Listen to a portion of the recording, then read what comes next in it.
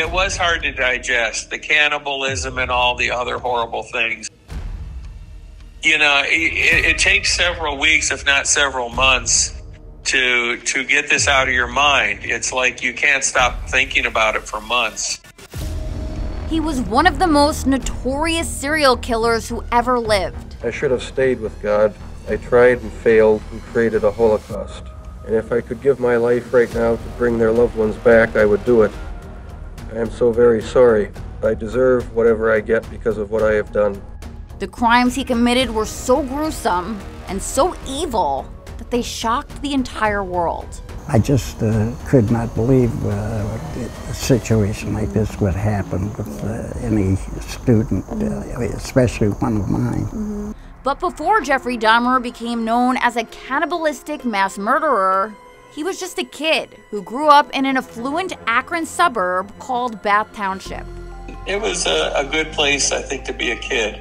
And that's, I want to impress that upon people, because that's the world Jeff Dahmer grew up in. It wasn't some horrible place that he was raised. It was a good place to be a kid in the 70s and grow up there. So could anyone have predicted that Dahmer would grow up to be a bloodthirsty killer? I don't know. He was just one of those kids you'd never expect anything like this to happen from. You know, I would never guess, you know, who would guess something like this? I mean, we never thought about him as being dangerous or evil, just maybe a little different sometimes. In this episode, we're digging into the serial killer's childhood here in Northeast Ohio. I sat down with Dahmer's former high school teacher, Al Smeshko, who sensed the criminal was troubled early on.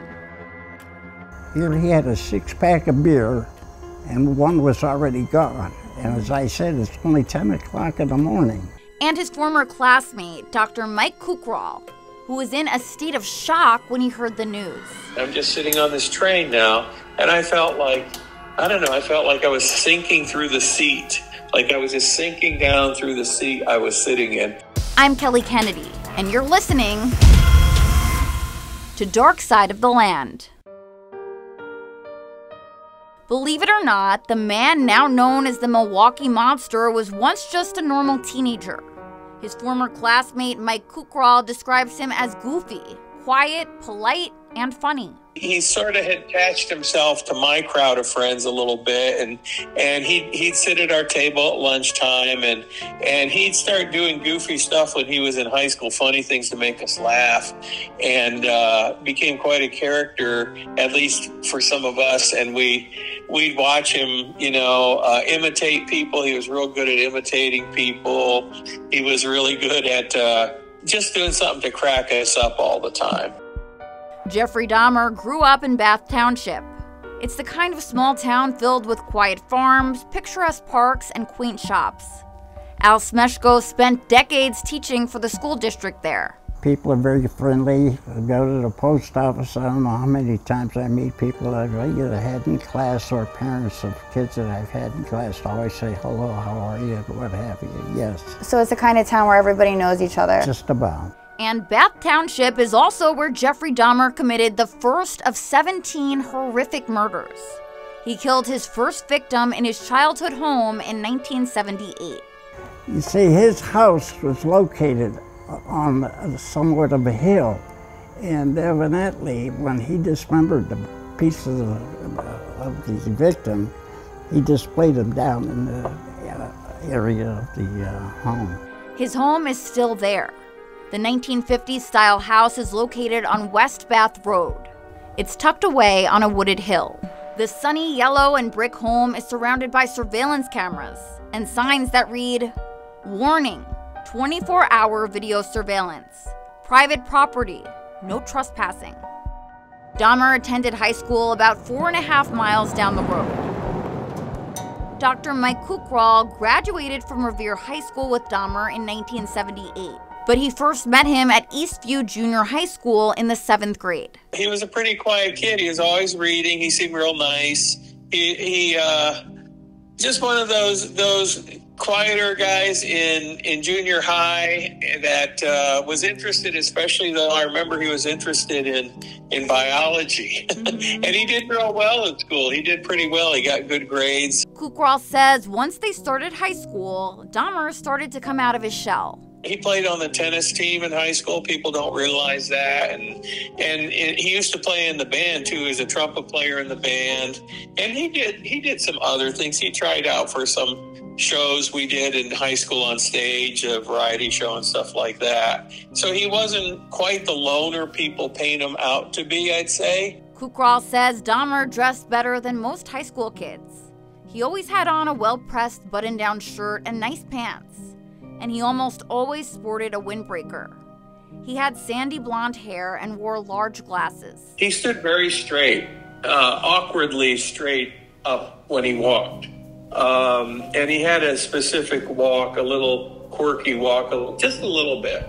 I didn't even really notice it so much then. He's a tall guy. He was over 6 foot. I'd say he was probably 6'1", maybe. Jeff Dahmer. And he was fairly muscular. He wasn't a weakling or anything. He played tennis and he started lifting weights in high school, and he had some strong arms on him. He wore glasses all the time. He had blonde hair. I mean, he was a person who was just another kid in the 70s. Kukral recalls one time, senior year of high school, where Dahmer wanted money for beer. So they took him to Summit Mall in Fair Lawn and paid him to play pranks on unsuspecting people. You mentioned like going to the mall and him doing goofy stuff. Like what kind of stuff exactly was he doing? Well, yeah, it's hard to describe. It's hard to imagine. Remember, this is 1977 or so, and things were a lot more free going and easy going, and it's not like now with all the rules and anyone acting weird, they're going to call security on and stuff like that. Well, he went through the mall, and we stayed a good distance from him. There might have been 7 or 8 of us watching him. I mean, we stayed on the other side of the mall, the other side of the concourse, and we watched him. And he'd walk through the mall, and he'd do things like go into like O'Neill's or Polsky's, which were the big department stores, and he'd go up the escalator the wrong way. And there'd be people all coming down the escalator, and he'd be going up it the wrong way, and he'd just be like pushing everybody, not harsh or anything, not hurting anybody, but just like saying, out of my way, out of my way, out of my way, and pushing everybody out of the way, and then just getting to the top and running away.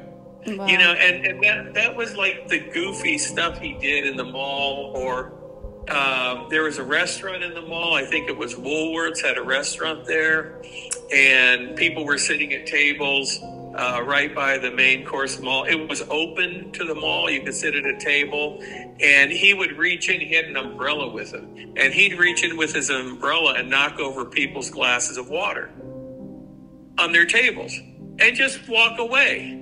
And nobody ever came after him. No one ever caught him. He'd do it sort of fast, but nonchalantly, just like he'd do stuff like that, knock over glasses of water. But my favorite one was when he went by the health food store, because the health food store always handed out free samples. And he walked right by in his odd way of walking, very, very straight, tall, standing up very straight, almost leaning back a little bit, I'd say, when he walked. And he walked up to the health food store, and they were giving free samples of something like sunflower seeds or pumpkin seeds. And he stood there tasting them. They kept handing him more and more to him. And he kept asking for another one, some more, some more. And what he did was he filled up his mouth with these seeds. And then he spit them all out. He spit them all out all over the place and yelled that he was allergic. He yelled, I'm allergic, I'm allergic. And then he just continued walking. He never ran. He just walked down the mall. And no one ever did anything to him. And it was just so funny as a teenager, just a goofy things like that. He did that kind of stuff for an hour at the mall. All kinds of ridiculous things like that. And, got away with all that stuff. No one ever bothered him. And that was Jeff Dahmer, Mm-hmm. He did that to make some beer money to go buy a 6-pack of beer or something. So you guys gave him money for being funny? Yeah. Yeah. I didn't know that till later, but that's That's what he did, yeah. Wow. I mean, he got all, like, probably $6. Mm-hmm. You know? Yeah. The serial killer and cannibal was known to have a fascination with dissecting animals from a young age. He even collected roadkill. Kukral recalls a time in the 9th grade when a fetal pig went missing from biology class. He later learned it was Dahmer who swiped it. Did he get caught? No. See, he never got caught for anything. He never got caught for that one. And I don't know if that's been written up very much, but in a way, we didn't know who did it. See, we had no idea Jeff Dahmer did that. No idea. None of us did. It was just taken and stolen from biology class. And the principal was really, really angry about this. He came on the loudspeaker every morning, and he'd give the announcements. And at first, it started out the first day. It's like, somebody took the fetal pig for dissection from biology class. Please bring that back. We need that returned. Those are not easy to get, and that's for other students to use. Please return that, and there's no questions asked. Just bring it to biology class. And that was the first day. And then the next day, the announcement got a little more serious. And then and all of us were just trying to hold from laughing all the time. It's, you know, when you're in like 8th to 9th grade, that's like the funniest thing in the world is someone stealing a dead pig. And the principal got madder and madder because no one ever confessed to it. No one ever turned it in. And he'd get on in the morning after like a week. He says, whoever has that pig, you better bring it back. You're in big trouble. When we find out who you are, you're out of this school. You know? Oh my gosh. And we're just trying not to crack up all the time, but nobody knew who did that. Nobody. So how did you find out it was Jeff? Oh, well, believe it or not, when you hear these things out of Jeff's mouth when he was interviewed in prison, and he tells about his high school times, it's so awful the things he did that you have to laugh when you hear things like that. He said in his monotone voice that he usually spoke, and he never spoke like excited or with a lot of inflection. He always spoke real flat voice, just like that. And he said, well, in school, I stole the fetal pig from biology once because I wanted to dissect it and see what was inside of it. And when he said that in one of his interviews, most of us just laughed. We said, geez, that's one of those mysteries that's finally solved after 30 years or more. And he confessed to stealing that pig. And suddenly you remembered the whole story behind it and all, you know, the whole school looking for it, and everyone was going to get in trouble. And Jeff Dahmer was the one who stole it. But there was a darker side to teenage Dahmer. Kukral says he started acting different senior year of high school. He wasn't so interested in classes by his senior year. I didn't see a lot of them our senior year, I don't think. He sort of drifted away. Mm-hmm. And he also started drinking in high school, maybe his junior year, senior, I don't really know. And the rest of my friends, at least, none of us really drank anything in high school. So that was something that changed. I also sat down with Al Smeshko. Smeshko started teaching at Revere High School back in 1959. He taught physical education, English, and health. He also coached football and basketball. He retired in 1994, but the 91-year-old still works part-time. I continue to work for the athletic department by running the clock and the scoreboard for 4 different sports. Smeshko had Dahmer as a student twice. In 9th grade, he was in his phys ed class, and in 10th grade, he taught him in health. Do you remember what your first impression was of him? Well, as far as the phys ed class is concerned, he wasn't very athletic, but he wasn't a troublemaker. Mm-hmm. To some extent, he was a loner. Mm-hmm. He seemed to me he didn't have very many friends. Now, there were times when he didn't dress for phys ed, but as I said, he wasn't a troublemaker. In my health class, he was more loner there. I don't know what his problem was, but it seemed that he stayed away from the rest of the students. He may have had maybe one or two friends, but that was about it. Was there anything you noticed that was particularly unusual about him at all? Well, not until the senior year. Smeshko says it was a muggy morning in May of 1978. It was early, around 10 a.m., and graduation was just a few weeks away. Smeshko was assigned hall monitor duty that morning.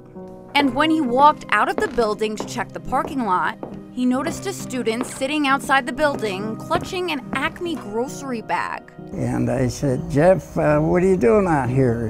He says, well, I got problems. I said, yes, I think you do. What do you got in the bag? And he said, refreshments. Here he had a 6-pack of beer, and one was already gone. And as I said, it's only 10 o'clock in the morning. And I said, Jeff, I gotta take you to the office. He said, well, with all my problems, could you take me to the guidance department?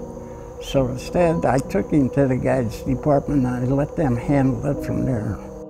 The longtime educator and coach said Dahmer told him he was struggling because his parents were going through a divorce. Smeshko advised the troubled teen not to take sides in the divorce and urged him to try to maintain a relationship with both of his parents. Did he seem like really upset, or did he seem... Well, depressed, and as a result, that's where the alcohol came in. That surprised me. What are you doing outside the school building?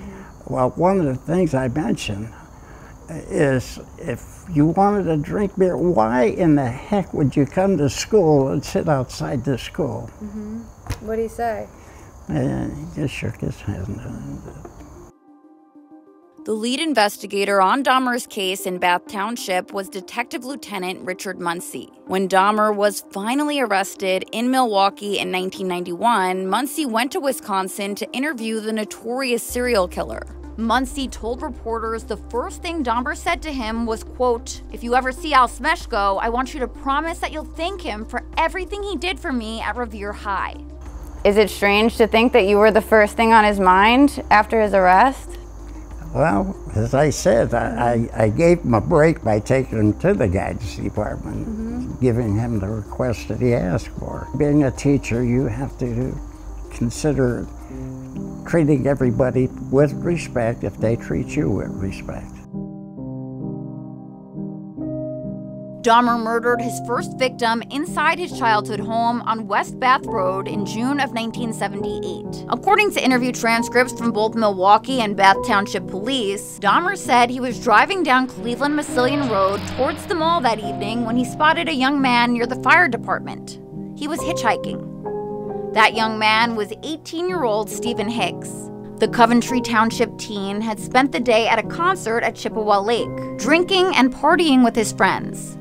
His friends told police Hicks left suddenly, saying he had to go to another party. When Dahmer saw the teen standing there shirtless and in blue jeans with a red cross hanging from his neck, he decided to pull over and pick him up and take him to his house. Dahmer was living alone at the time. His father was living in a motel a few miles away, and his mom and brother moved to Chippewa Falls, Wisconsin. Dahmer told police the two were sitting there just drinking some beers. Eventually, Hicks told Dahmer he wanted to leave, but Dahmer said he wanted him to stay. So he panicked and hit the teen in the head with a barbell, knocking him out. Dahmer then proceeded to strangle Hicks from behind. A few days after committing the gruesome murder, Dahmer put the teen's body parts in 3 30-gallon garbage bags. He then put them in the backseat of his car so he could dispose of the evidence. But the 18-year-old was pulled over by a Bath police officer for a traffic violation.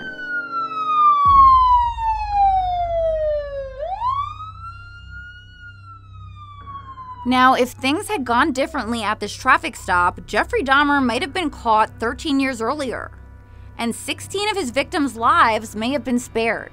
But unfortunately, Bath Township police didn't realize the man they just pulled over had garbage bags full of body parts sitting there in his back seat. As officers approached his window, Dahmer started to sweat. He tried his best to act calm. The officers ordered Dahmer to get out of his car and perform a sobriety test, which he passed. Dahmer told Detective Dennis Murphy that he had not been drinking. One of the officers shined a flashlight into the car, and they even asked Dahmer what was in the bags. Dahmer told them it was just garbage he was taking to the dump. Detectives didn't feel the need to search his car because they didn't suspect that Dahmer had committed any crimes. Dahmer also told officers that his parents had recently gotten divorced, and he said he was just driving around to think. One of the officers wrote Dahmer a ticket for being left of center, and then they let him go. Kukral tells me the last time he ever saw Dahmer was when he gave him a ride home from a party that same month. And that was a couple weeks after graduation. And I was driving home late at night in Bath, and I saw someone walking down the road, and that doesn't happen at 1 a.m. in Bath. And as I got closer, it was Jeff Dahmer. Of course, it's just another kid from my class, and I knew Jeff. And I gave him a ride back to his house, and he wasn't very talkative. I think he had a lot to drink. I don't even know if we talked about anything. I didn't get out of the car. I just was dropping him off, and he sat there in his driveway and he talked a little bit, and then he got out and left, and I never saw him again. Wow. And I had no idea that June of 78, he had either killed somebody already in that house, or he was going to kill somebody, the next few days or the next week. And of course, none of us knew anything about that. Knowing what you know now, looking back, knowing that you were in a car alone with him at night, does that kind of freak you out? No, not at all. None of us, I don't think anybody that knew him in school would be afraid of him, even knowing what they know now. Because, he was a smart guy, and all the people that he killed had no connection to him. That's why he got away with it for so long. He didn't kill anybody that he knew that was connected to him somehow. And so they were all random people, and like the hitchhiker he picked up, the first one that he killed, and then people he'd meet in bars. So he would never have done anything to us that would lead the police or lead authorities back to him. So I never felt afraid or anything. And even in retrospective, it's like, wow, that's just so strange, that Jeff Dahmer had killed somebody or he was going to kill someone. And none of us really thought of him that way. Dahmer went on to murder, rape, and dismember 16 more men and boys in Milwaukee, Wisconsin before his arrest in 1991. And then, finally, on July 22nd, 1991, Milwaukee police officers made this shocking discovery. Police received a call for help from a citizen who directed them to Dahmer's apartment on North 25th Street. When police walked into apartment 924, they found photos around the apartment of dismembered bodies. But it gets much more horrifying. When they opened his refrigerator, they found the dismembered head of a human being inside. I cannot even imagine. Those officers definitely needed therapy. Most of Dahmer's victims in Milwaukee were gay men. He met many of them at clubs and bars. He told detectives he targeted them because he wanted to be with them, and said he kept their skulls because he didn't want to lose them. Dahmer even confessed to eating some of his victims. Kukral was overseas in Europe working on his PhD when Dahmer was arrested for these gruesome crimes in 1991. Do you remember where you were when you heard the news and you realized that your former classmate was a serial killer? I took a train, and it was a pretty long trip to see some friends before I left the country to go back home to Richfield. I took a train for about a 5-hour trip, and I hardly ever bought a newspaper there. Hardly ever, but I decided to buy a newspaper in English, and it was the International Herald Tribune out of Paris. And I opened up further in the paper, and there's a photograph of a house. Of all things that they use, there's a photograph of the house that Jeff Dahmer grew up in Bath, Ohio. I mean, there's not a photo of him. There's not a photo of his apartment in Milwaukee. There's not a photo of his victims or anything else. There's a photo of his childhood home in my hometown. Wow. And I looked at that photograph, and I'm like, that looks really familiar. And I'm like, oh, that's the Dahmer house, I think. And I read the caption, and the caption says, the house in which Mr. Dahmer admitted to his first murder. Wow. And I immediately thought, my immediate thought was, Jeff's dad killed somebody.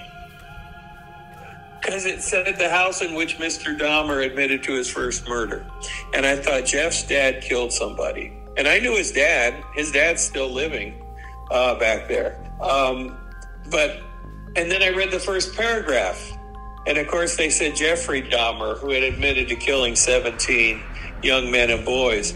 And I'm sitting on this train by myself with no one to talk to about this. And the story had broken like a week earlier. That's why it was on like page 5 or 2 weeks earlier. And I hadn't heard of it.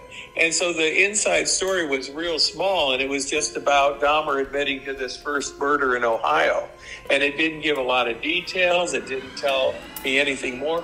And I couldn't get any more information. I'm just sitting on this train now. And I felt like, I don't know, I felt like I was sinking through the seat. Like I was just sinking down through the seat I was sitting in. And there was nobody to call, nowhere to grab more information, no internet, no cell phones. And I'm going way out in the country in Czechoslovakia to spend several days with friends before going home in a little village. And of course, there was no information there. And I had to wait till I got home, and I was just like wondering what in the world is going on, or what has gone on. It's just hard to believe. When Kukral finally landed home at Cleveland Hopkins Airport, his parents were waiting for him. And it didn't take long before Dahmer came up. We're sitting there at lunchtime, just eating, and I'm a little out of it from the travel. And Mom said to me, she said, "Did you remember a kid named Jeff Dahmer?" And I said, yeah, Mom, I remember Jeff. I saw some things about him in the paper. And she said, well, I have a whole stack of newspapers over here I saved for you to read. And I taped all the stuff on TV news, all the local news. And the phone's been ringing all the time. And I guess everybody from your class is getting calls all the time now. And the police are interviewing everybody from your class. And you're like the only one they couldn't find because you were overseas. Oh my goodness, that's insane. So that's how I learned about Jeff Dahmer committing all these murders. When Dahmer was finally arrested in Milwaukee, he confessed to police that he dismembered Stephen Hicks' body in the crawl space of his house. He said he then smashed his bones with a sledgehammer. Dahmer later scattered Hicks' remains in his yard. He drew investigators a map of his home to show them exactly where Hicks' remains were located. Did you ever imagine, knowing what you knew about him, that he would go on to commit such atrocities? That surprised the heck out of me. His first victim, unfortunately, is another story. Yeah. During the summer, I did house painting, and I was painting a house adjacent to his home. And on that particular day, the law enforcement were searching his property, looking for dismembered parts of his first victim. Oh my gosh. And as I was painting a window on my ladder about 10 feet off the ground, here comes a reporter and a photographer from a station in Pittsburgh. They hauled it up and said, I understand you had Jeffrey Dahmer in class. I said, well, yeah. Well, come on down here, we want to interview you. Do you remember, I guess, just what first went through your mind when you heard about it? It just shocked the heck out of me that he would do something like that. Smeshko recalls seeing the Bath Township property swarming with police and search dogs that day. Well, you see, his house was located on somewhat of a hill. And evidently, when he dismembered the pieces of the victim, he displayed them down in the area of the home. When you said you were painting houses and they happened to start searching Dahmer's house, did you know that that was your former student's house? Did you know what they were looking for when you were painting? No. Wow.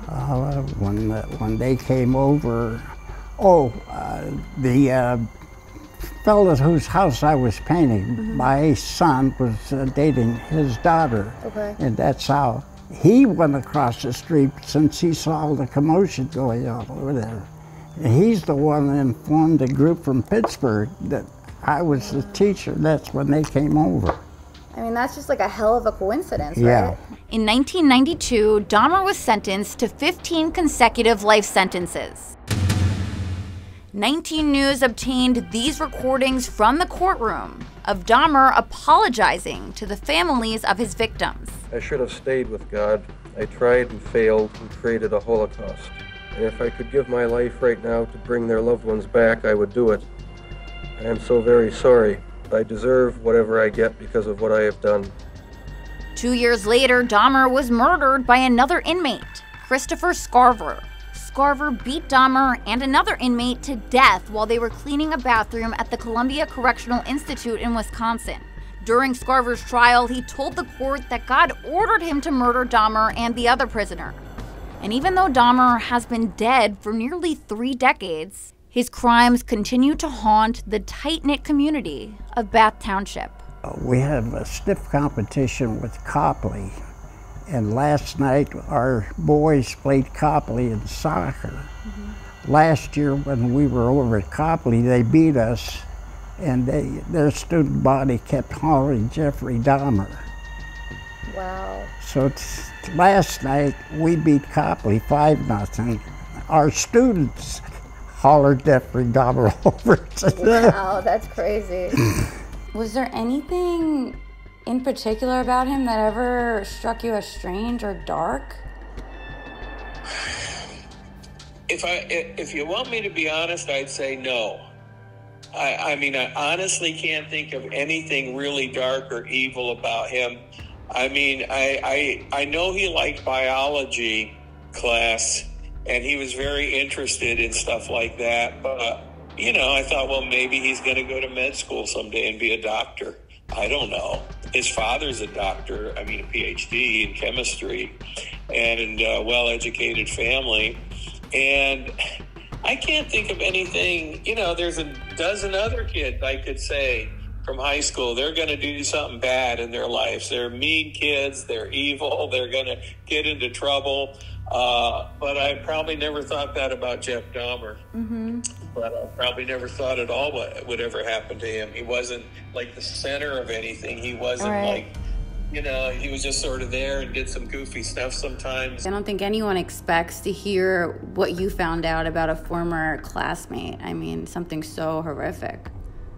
Right. I mean, I've read about other serial killers since Dahmer was arrested, just because all of a sudden, you want to learn more about what's going on with these people. And so I've read more about other serial killers, and you read about people like Charles Manson, and they grew up in juvenile delinquent homes. They were in all kinds of trouble as kids. They were in juvenile halls. They had arrest records since they were 12. All kinds of problems most of them had. And Jeff Dahmer didn't grow up that way. He had a pretty normal childhood and nice parents. I mean, his mom might have had some problems, I heard later, but, and his brother's a nice kid, nice guy, and they had a nice home in a really nice town. Bath is a pretty good place to grow up. You got land and countryside and good schools, and it's not like he was raised in a really horrible situation at all. So I think that's part of the interest people have in Jeff Dahmer. He was grew up in a normal household. I mean, his parents got divorced, but that's no big deal. Yeah. I mean, lots of people's parents are divorced, right? Was it ever hard for you initially when you learned about it to kind of digest it? I mean, because so many people who didn't even know Jeff were so, sickened by it, and you actually, spent time with him. So I imagine that must have had some kind of an impact on you. I don't know. It might have made it easier than people that really didn't know him at all. Because I could relate. I knew that person, and I knew what he was like in high school. and people that never talked to him or never, were around him much at all in high school, except maybe they were in a class with him.